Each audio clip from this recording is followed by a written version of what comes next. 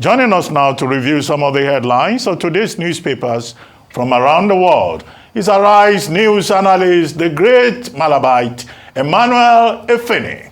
Good morning, Emmanuel. Good morning, the man from Delta State. Yes. Those people have been killing people. Well, no, don't say that, Dr. Well, we'll get there. Good morning, Mr. Good morning, Vimbai. Good morning, Rufai. Good morning, sir. Yeah. We'll start the review with This Day, Nigeria's newspaper of record. We'll start with the story above the masthead of This Day. Zenith Bank appoints Adora Umeoji, Group Managing Director, CEO. Zenith Bank, the first female Group Managing Director of Zenith Bank, one of the Tier 1 banks in the economy. Well qualified. She's been in the system for over 30 years of practice in the banking sector, has degree in law, accountancy, amongst others.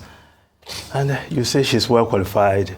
The women are here, Vimbai. Not that the women are coming. No way. The women are here. Taking charge. In fact, with the appointment of Adaora Umeoji as the CEO of Zenith Bank, she becomes the 10th female CEO in the banking industry in Nigeria. Of course, you have Marian Olusanya GTB, Yemisi Edun FCMB, Halima Boba, SunTrust Bank, Neka Onyali Ikpe Fidelity Bank, Ireti Samuel Ogbo Citibank, Tommy Somefu Unity Bank, Khalifa Araoye Loftus Bank, and of course Bukola Smith FSDH Merchant Bank. So the women are here.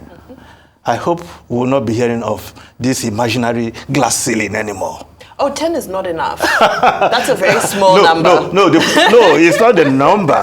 When you talk about glass ceiling, it's like somebody is preventing the women. When the women are qualified, when they pull their weight, they get to the top. Mr. Efendi, if we start, there's not enough airtime for us to get started on this one. Vimbai, credit to the men. Modern fathers like us will give our daughters all the best of education, just like we give the boys. Right? And credit to the men in these institutions who don't look at the gender. If you are qualified, you get to the top.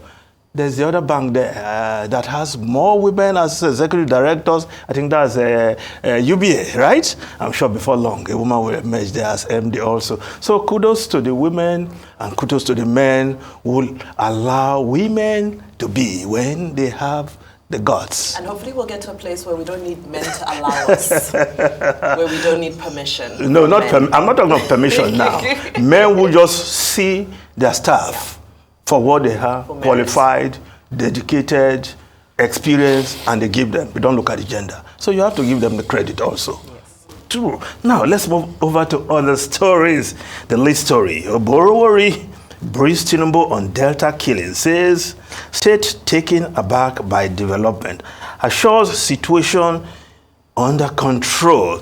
Well, the story is also being reported by other newspapers. The visit of Governor Sheriff Oborevwori of Delta State to brief the President Bola Ahmed Tinubu on the development as regards the killing of those Nigerian soldiers in the creeks near Okwama community. Now, the Daily Independent newspaper reporting that story is saying Delta killing. So Oborevwori meets Tinubu, says situation under control, confirms embattled community now deserted completely. Mercenaries may be behind killings of 16 soldiers, says Senate President Godswill Akpabio. Okwama community never killed any soldier, reps member, says soldiers have burned down community, killed many people in that community. Now the New Telegraph newspaper also has that story. Okwama 17 officers, soldiers, killers may be mercenaries, says Akpabio. While the Vanguard newspaper reporting the story, Delta killings, 3 suspects nabbed, moved to Army headquarters in Asaba. And the story there continues. Senate probes killings, calls for recruitment of more policemen. Oborevwori briefs Tinubu, says there won't be further attacks. No situation under control. Clark condemns killings, urges military to exercise restraint. Talking about Chief E.K. Clark, who was on News 90 yesterday, and he threw more light on the relationship between both communities, saying that both communities, Robo and the Ijaw communities on both sides of the divide in this conflict, are indeed descendants of the same forebear, the man called Main, who is the forebear of many Ijaw communities around that area, both on the Ewu side and the Ogulaha side. So, brothers fighting brothers, and now it has resulted to these killings, which has also brought further killings, with many persons who have been killed in the community by soldiers who are on rampage, as has been reported by people in that area, not only in Okwama, but in faraway Bayelsa. They've gone to rivers and also riverine areas of Ondo, where they are looking for those they consider the culprits in these killings of 17 officers and men. Now, if we look at other stories quickly, in the front page of Vanguard newspaper, Edo Assembly directs CJ to set up committee on Shuaibu's impeachment. Now, we didn't renovate government house with 1.8 billion naira. Adeleke, that's Governor Ademola Adeleke of Osun State, stating there, perhaps people want to know the exact figure used. Now, the Nigerian Tribune newspaper, if we look at one story above the masthead there, federal government, states, local government shared 10.143 trillion in 2023, as according to NAITI. Kanu distances himself from violence in Southeast. Court rejects his bail plea. Nnamdi Kanu yesterday was in court looking for bail, but not granted. But he had opportunity to speak yesterday to the media, and he said the problem in the Southeast right now, people are just hiding under the name of IPOB to cause mayhem. That is not IPOB, that they know that if he comes out, all that will stop in a jiffy. Well, I hope somebody's listening to him. Well, the Punch newspaper, yes, another sad tale. Reign of terror. 165 farmers killed in March. Farms deserted as bandits demand 3 billion naira. 130 farmers killed in 4 Benue local government areas. 28 in Sokoto. Sorghum production falls by 90% in Borno. Benue farmers lose 1.1 billion naira to attacks. Sokoto growers pay 3 billion naira ransom. 5 million naira paid in Delta, because it's happening in Delta. Yesterday, one of the newspapers reported about farmers in the Southwest complaining that their farms have been taken over by bandits. So these bandits are all over the place, killing, maiming, and collecting ransom. Where are the soldiers? The National Security Advisor. What is the solution? It's a very sorry state. There's so much insecurity in the land. Yes, a short while ago, Ruben, you said people were not talking about the Buhari days. So early in the day, the Buhari days better.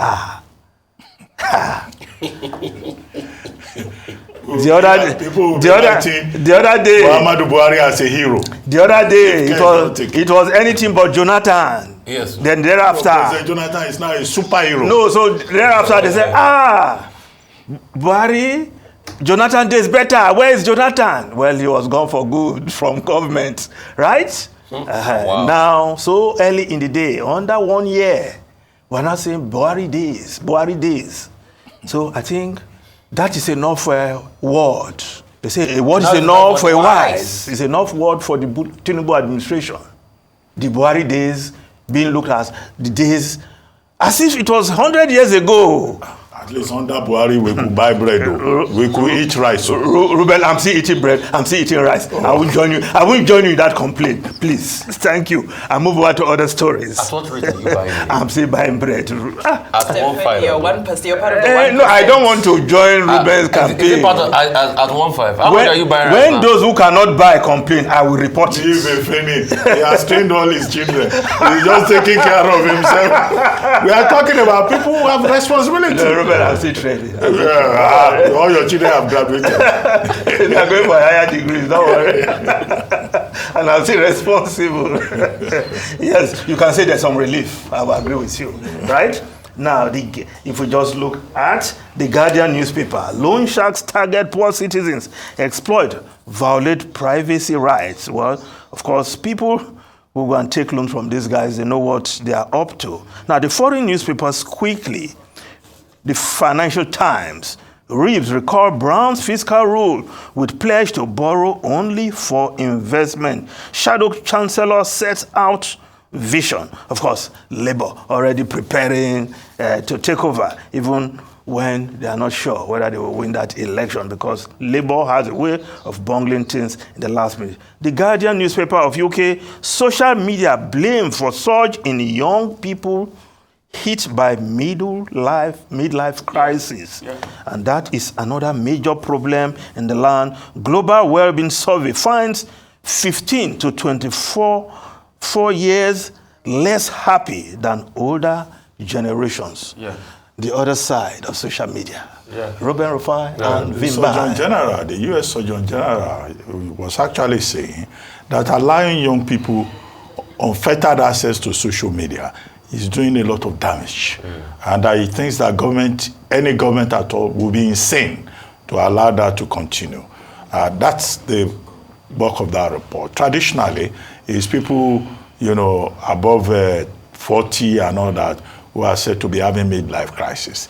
The import of that report says that, in fact, the World Happiness Report shows that people between the ages of 15 to 24, not just in the US, but all over the world, are the ones now suffering from a midlife crisis. Yeah. So, which is a very dangerous thing. Maybe perhaps Eric Adams, the mayor of New York, is right to have raised this issue, and all the other states who are saying that social media is doing more damage than necessary. And the people who are already in midlife, in fact, more damage is being done to them too, because there are some people who cannot survive without social media. Every time they are touching their phones, families can no longer have conversations. And I ask the question, how did we survive when there was no social media? How did we survive when there was no free access to phones? But here we are. It could even get worse with artificial intelligence. Rotus came here with a story the other day that you can even date artificial women through technology. So this is what I find surprising. We're not having healthy relationships anymore. That's just what is happening. Nobody should use social media as an excuse for not doing what they have to do. I'm just sounding that one. Well, thank you very much, Emmanuel.